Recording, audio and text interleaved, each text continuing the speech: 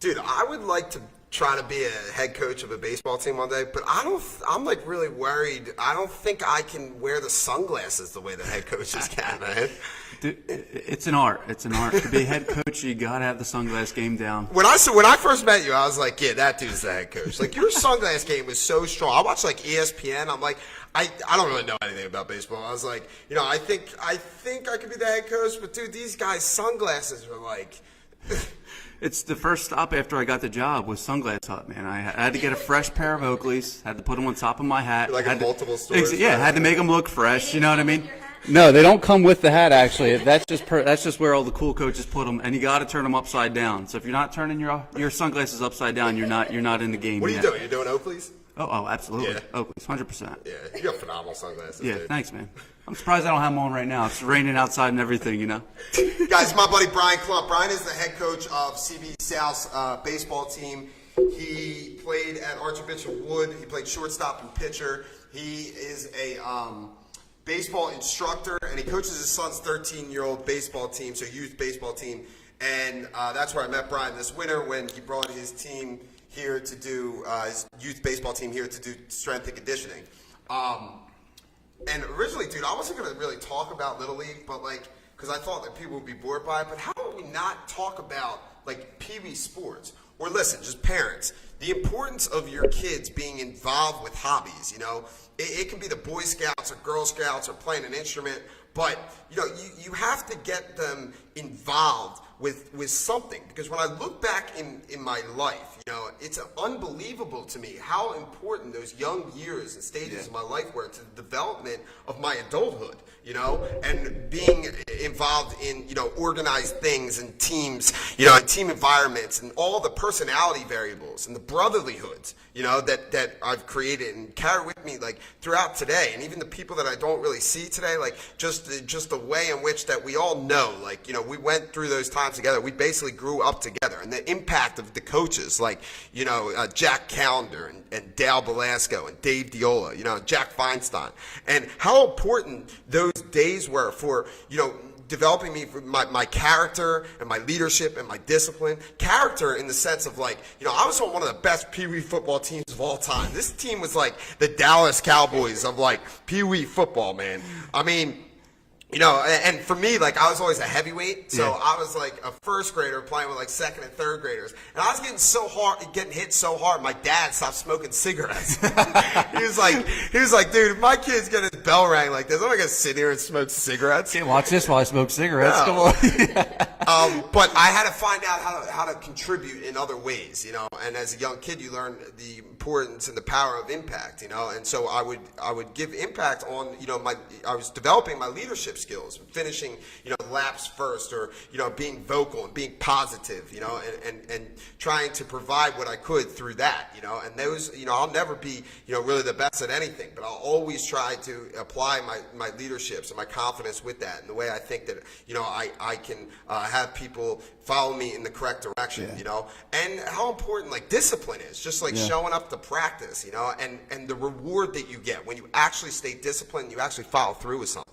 Absolutely. I mean, those are kind of the times that we built those bonds and the friendships that you're not getting them if you're not in that team aspect or that group aspect as Boy Scouts, Girl Scouts, team sports, or even just around your neighborhood with the neighbors, playing stickball in the street or something like that. You're just building a brotherhood and a bond that just helps you in life and in your workplace, not only in the sport atmosphere, but anywhere you go. For sure. You're just building relationship with people, and everybody's different. So you don't know how you're going to interact with somebody else, and you kind of learn that when you're 13 to 15, 16, 17, when you're playing those high school sports, and it's a bunch of different kids coming together that, quite honestly, they may not all get along. Right. So a huge leg up. Exactly. You start to adapt and start to learn how to adjust to people and what rubs them the wrong way and stuff like that. And sports is a great way to do that, and fitness is a great way to do that as well. For sure. And behavior in general, and especially when you're as a young kid in those environments, I really have to look at some of the things that I saw or things that I went through, the environments that I was accustomed to when I was in my youth, because I have a lot of those tendencies now, which I've grown out of. But, some of the things that we saw, You know, they don't just vanish, you know, especially like the way, you know, some parents talk to umpires or, you know, came down on coaches and, you know, were very reactive towards coaches and not talking to people in a cordial way in which that they could solve a problem and be productive about it. You know, I had some of that, you know, in me because I was around that for so long. Yeah. No, absolutely. I mean, some parents and like you said, when the way they talk to umpires and coaches, nobody's going to respect you when you're doing it out in public setting. You know what I mean? Kind of go about it a professional way, and you just grow and learn from watching other people, like you said. And I mean, I think that's a great way. Yeah, I think that if kids see that, of course they're going to do that, you know. So as parents, like if you tell your kid, well, don't talk to the umpire like that, and of course if you do that, of course they're going to do that. You know what I mean? For me, it was always like coddling too. Yeah. You know, any parent's going to do this, but you know, I love my parents to death, but they told me I was like the best on most of the teams, but they were way wrong. You're on not that. going pro? No, you right. didn't? No, I thought you did. I was Pudge Rodriguez as a catcher on some of my teams. You know, just crazy asinine stuff that was fed into my head like that. And what that led to is like me. You know, most of my life growing up, you know, I was the best at most things, and how come I'm not playing, or how come I don't have this yet? You know, when, you know, I haven't earned my way yet. And that's another huge thing where, like, just because you're involved with something or you pay, you know, a lot of times people, I see it all the time in my field, like, you know, you get a trainer and now you think like that's enough. You know, you've done what you need to do to get into shape. But just getting the trainer, it's just, you know, you're just going to get the structure now. You're just going to get the motivation now. You still have to put in the work, you know. And that goes in sports, whether it's youth, high school, college. I mean, you have to put the work in. Nobody's going to hand you a starting job. You have to earn it. Whether you volunteer or your parents volunteer or somebody gives more time, that doesn't matter. To me, you're looking at a guy that gives 110% every single time that he steps on the practice field or on the field in the game, or maybe picking just his teammates up. You know what I mean? It's other things other than just anticipating and expecting to get that playing time rather than earning it, you know? Or as the doctor, or as the teacher, or as, you know, in any field, you know?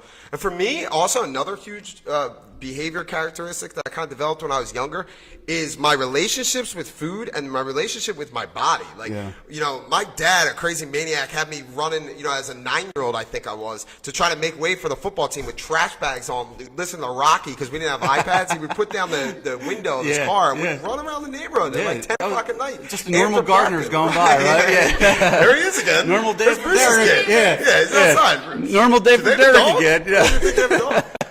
But you know, those are the things that I was doing, and again, that was like after practice. So sometimes, if I, you know, I've done a lot better job with this, you know, as I've gotten older and being aware of it and self-aware of it. But you know, that was after practice. So imagine how many times I put my body through too much stimulus, you know, or thinking that I need more when I don't, you know, really need that. You know what I'm saying? And I have to be careful of that. And with the food thing, like, every time we won a game, we rewarded ourselves with going to the Richboro pub and just going in there like on a full head of steam, like wild barbarians, dude. Just trying to get like soda and wings and pizza. Everybody wins. Yeah. And absolutely. I don't eat like that anymore, but dude, when I do something good, that's initially the first thing that comes to mind. Like, you know? Absolutely. And I agree. I mean, you see it with kind of the negative and positives, whereas where a kid, you kind of see where you line up with your team, and maybe the outsiders think somebody else deserves a little bit more, and you start to hear people chirping and saying stuff, and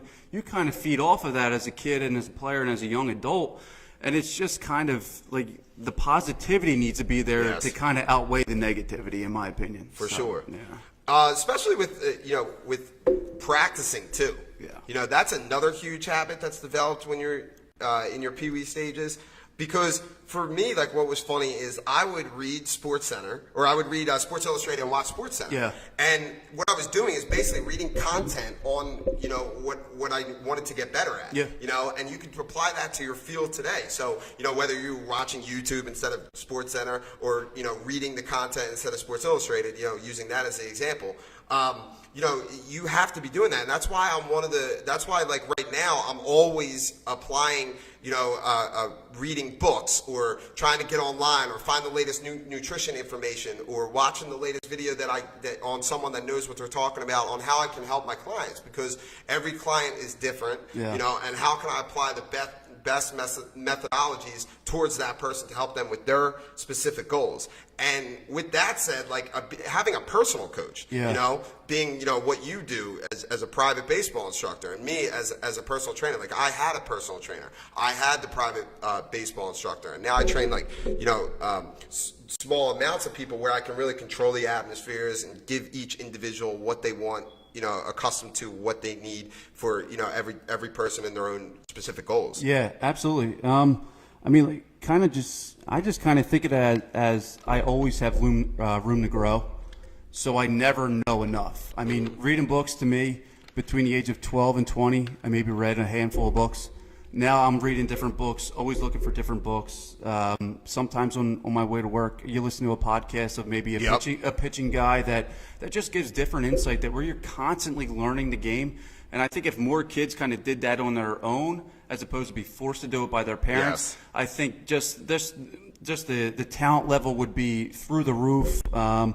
Nobody watches games anymore. Right. They all watch highlight clips on Instagram and stuff like that. So nobody's really getting to knowledge of baseball or basketball or any other sport for that matter. Exactly. That these pros have learned over 20 years of playing the game. So that's kind of a lost art, kind of like the Sports Illustrated. I mean, you get them, and I think nobody really reads them anymore, Yeah.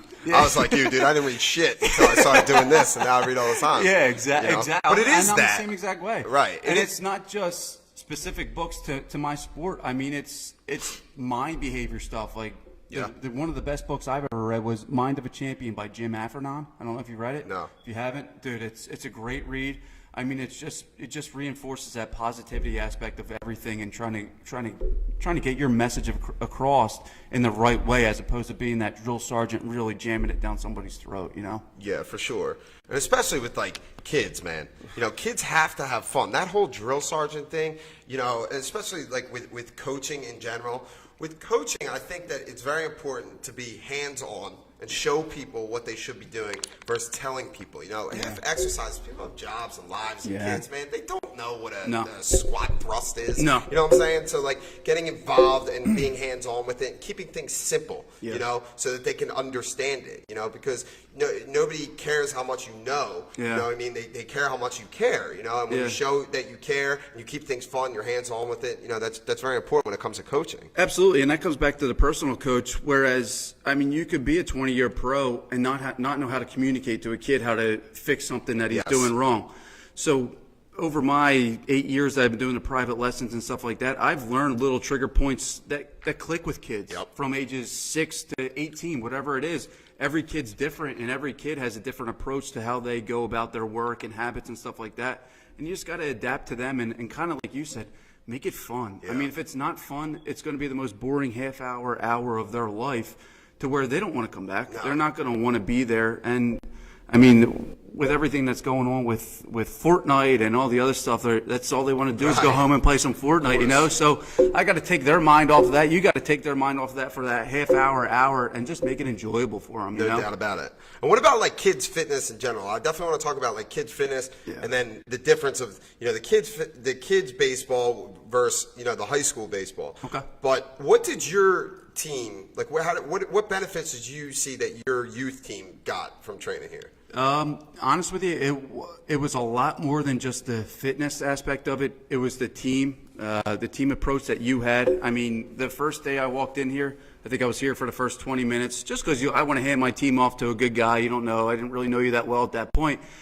But I walked out, I think, after 20 minutes, and I was like, okay, I don't have to come back ever again and watch these guys. I'm just going to drop my kid off and let them go to work. Just the approach, the energy that you had, that you made them feel comfortable when they were in here. Yeah. They felt like a team when they were in here, and they were ready to work for that hour that they were with you. Right. So to me, it was an easy handover. We used to do everything in-house at our facility and stuff like that.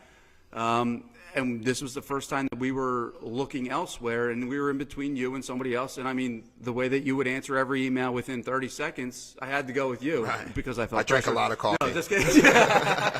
No, but seriously, I mean, just your approach with the kids, and you made it fun for them. They came in here. I know my son, he wanted to be here. I know I was getting emails and texts after every session saying how great it was and how much they're enjoying it. Good. And at 13, to be introduced to fitness, nobody knows how to approach it. Well, it's very important that kids don't, that a lot of times we use fitness for discipline. And I think that is definitely not the approach that we want to take at all. We want to do exactly what we're saying. We want kids to want to do it so that they stay away from the video games.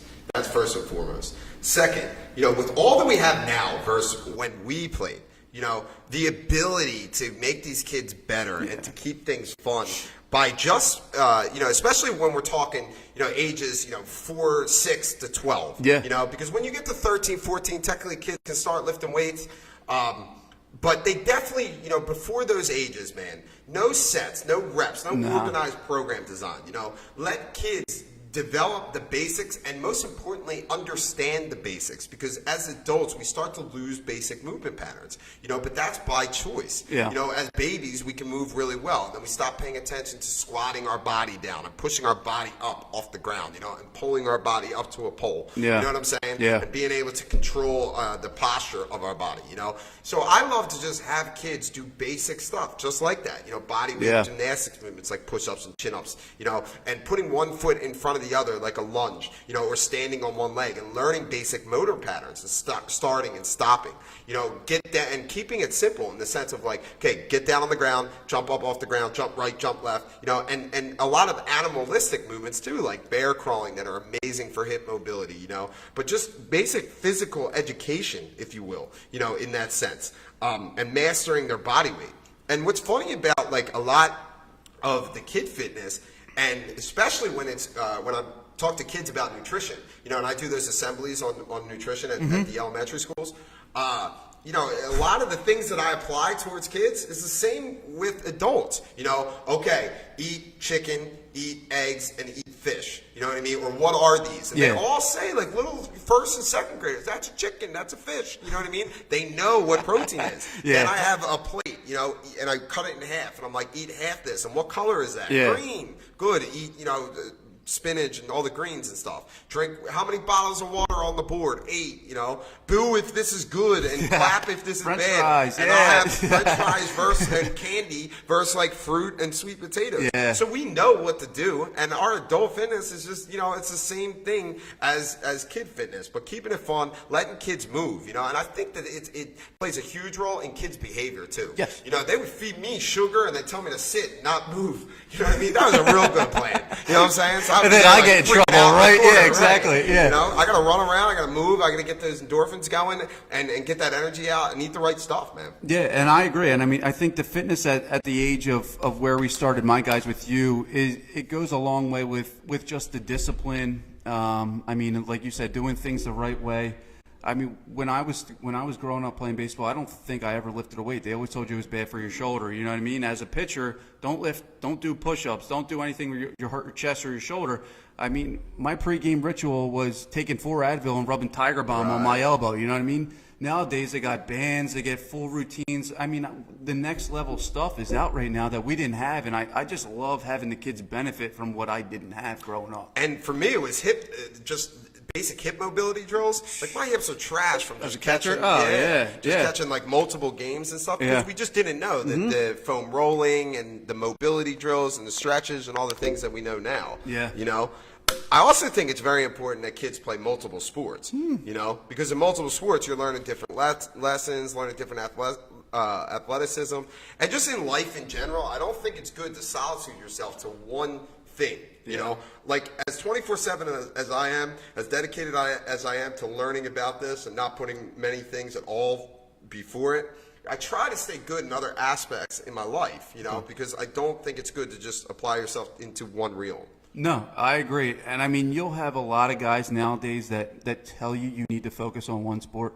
At like 9. It's unbelievable. I mean, and I'm Little Johnny's little Johnny's going to major leagues. He can't play Gretzky soccer right anymore. now. He's Wayne Gretzky right now. Exactly. And I'm the complete opposite. Yeah. I mean, my best guys on my high school team are 2, maybe 3 sport athletes. Go get the athleticism you get from basketball. Go get the toughness you get from football. Go get the hockey. I'm not wrestling. Exactly. Right. Just the agility and speed and everything that you get to apply to baseball. It's only going to help you. It's not going to hurt you. Right.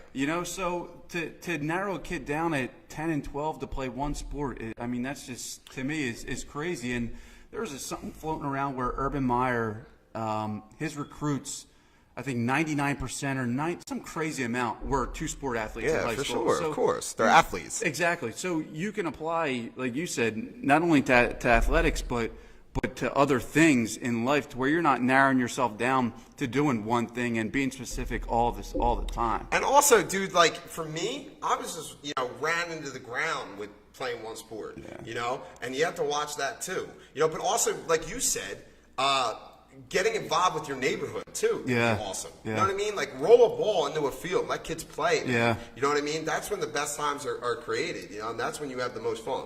What about like for the high school kid though, right? So like, what do you think are 2 keys?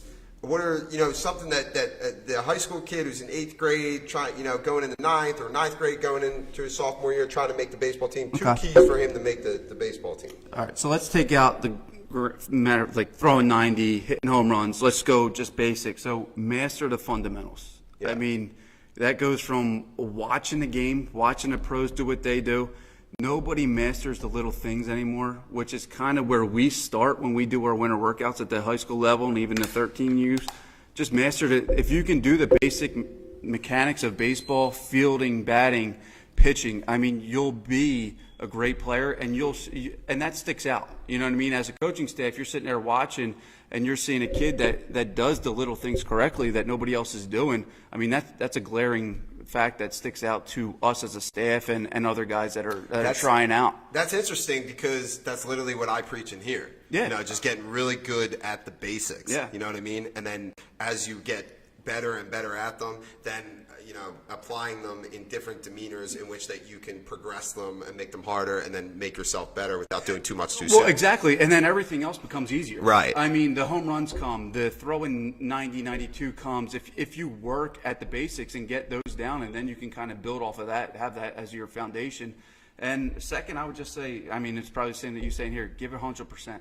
Show up on time, hustle, and be a great teammate. Those are 3 things that we look at that, they stick out drastically in a group of 70, 75 kids that are trying out for a 35-man roster. You know what I mean? So if you're doing those things and you supplement them with good baseball skills and stuff like that, you'll stick out definitely. Yeah, it's so important. It's so important with anything in life, really.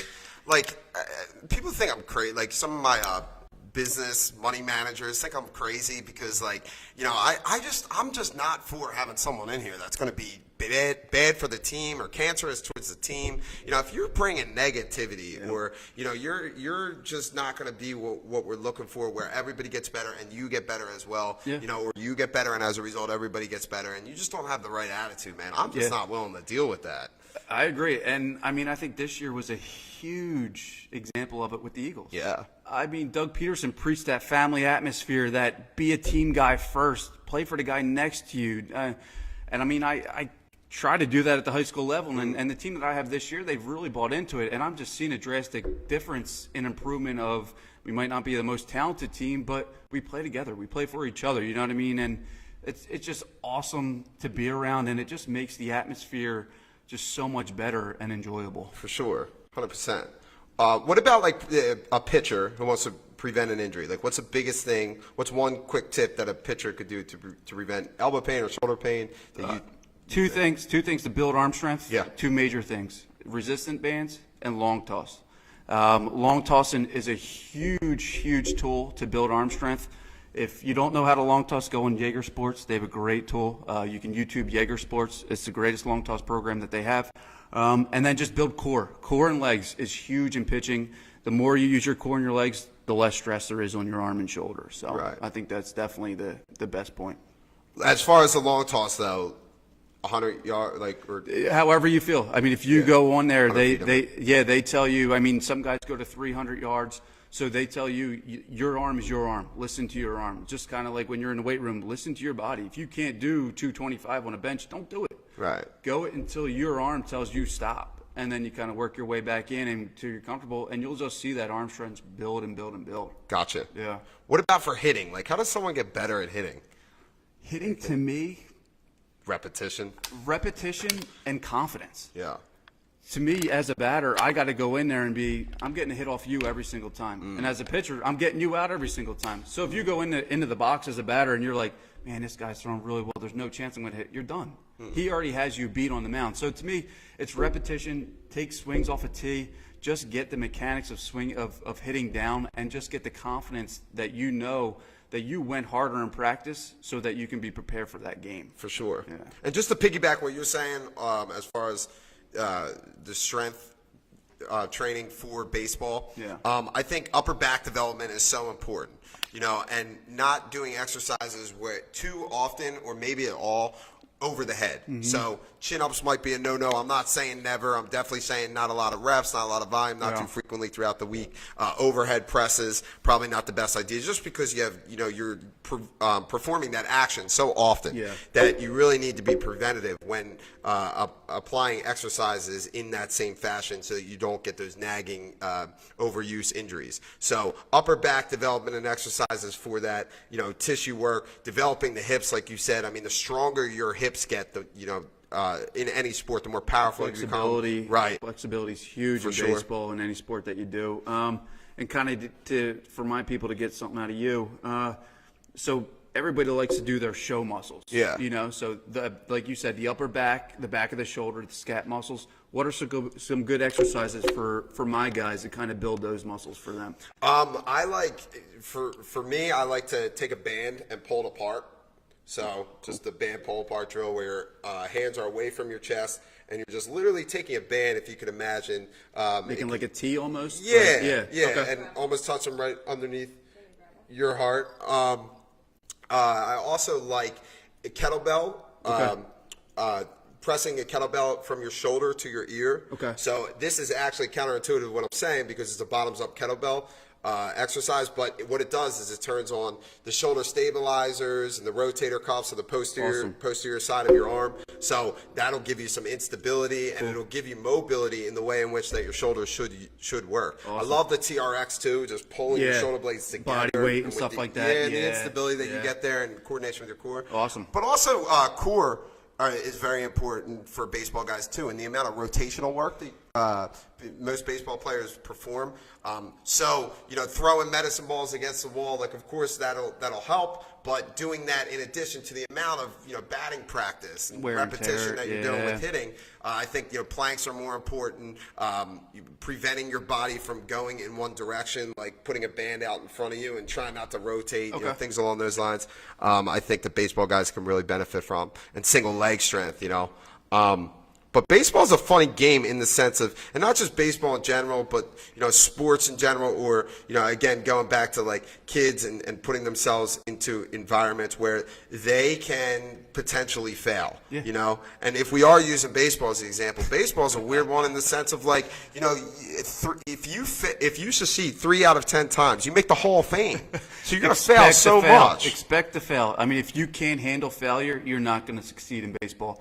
I mean, like you said, 3 out of 10 times, so you're getting out 7 times. Right. That's 7 frustrating times that you're getting out. If you don't know how to handle that or how to deal with that or how to get better from those 7 times, I mean, it's going to be a long baseball career for you. For sure. And it's so important in life in general to, when you fail, to be able to control your mind, and be able to continue to get into those positive atmospheres where you're not around those people that are like, I don't think you should be doing this, man. Just stop what you're doing. You're not going to do anything out of this. What are you doing? This isn't going to work. You can't make money that way.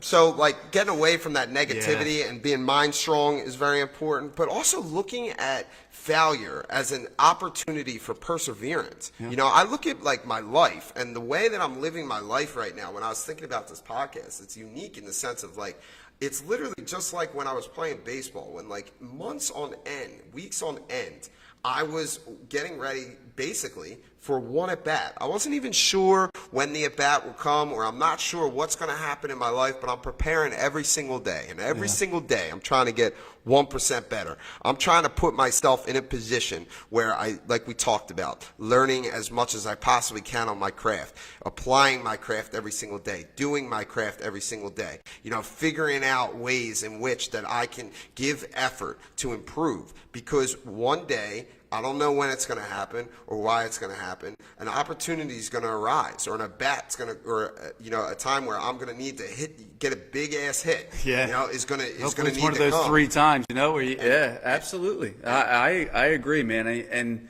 I can just tell just from being around, knowing you for the 4 or 5 months that I know you, is that that's what you're all about, and that's why we kind of, I think, clicked really well, because we have that same approach.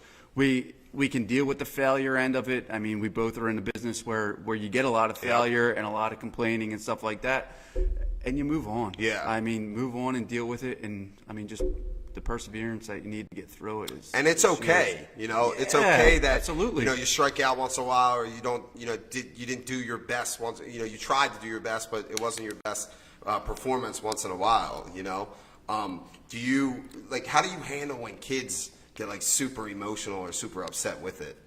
It's tough. I mean, and especially with the younger guys.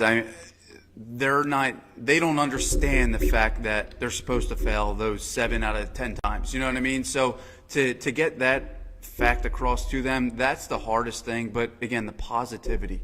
Just stay positive with them. Just let them know that, hey, what can you do to learn from that at-bat? Well, next time you're up, try to do that. Try to change that approach. Next time a ground ball comes to you, do something different. Try to make that correction that you messed up on, maybe that throw or whatever. But it's tough. I even see the older guys, the 17, 18-year-old guys, they get frustrated, but they handle it a little bit differently than the 13-year-olds, So right. It's good. And baseball is a humbling sport, so you definitely see that every single game. Right. Failure just doesn't go away as we get older, Nope. So it's like you got to accept it. Can't avoid it, right? And anything that we do, you can't avoid it. Dude, thank you so much for doing this, man. No problem. I appreciate it. Hey, can I give a little plug here? Yes, please do. Hey, Brian Klump Baseball Camp, July 9th this summer, Barness. Be there. Also, Warminster Sports Center is open across the street. You got to get in there.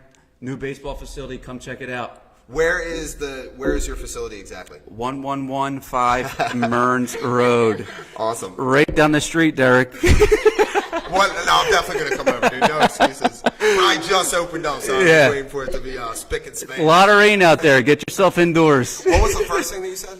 My camp this summer, July 9th, Brian Klump Baseball Camp. You can go on my website, brianclumpbaseball.com. Register from 6 to 15 years old for my camp. First year we had 60 kids. Second year we had 70. This is my 3rd year. I'm hoping to get around 90 this year. So spread the word. I mean, it's a great time. Pitching. Everything. We go from 9 to 2, play a game in the afternoon, a lot of instruction in the morning, have a lot of fun. So got a great group of coaches, about 10 to 12 coaches out there with me, so it's a good time. Cool. I'm coming for Home Run Derby. Sounds good, man. Hey, thanks, bro. Thank you. I appreciate it. Yes, Awesome. sir. That was fun.